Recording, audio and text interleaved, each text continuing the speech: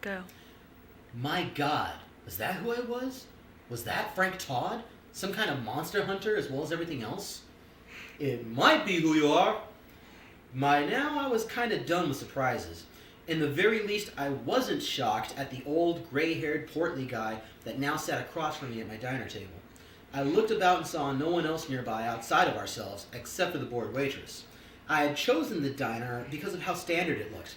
A counter with the kitchen right behind it, bar stools, tables with those weird cone-joined chairs lining the walls, and a few standalone tables and chairs in the middle.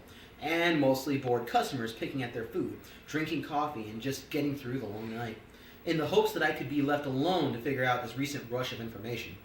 And then God sat across from me, popping in and out of thin air, leafing through a menu and murmuring aloud about how pricey this place was.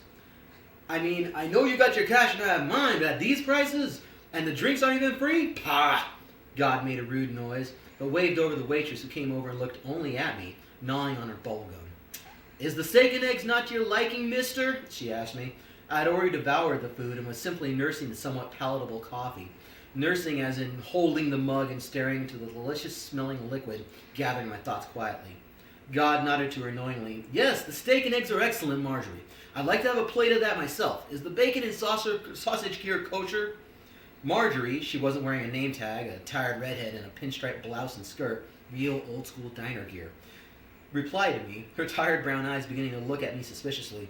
What does that mean? No, it's local. Good stuff, too. God chuckled at the bad joke and handed her the menu, which she took without looking at it at all.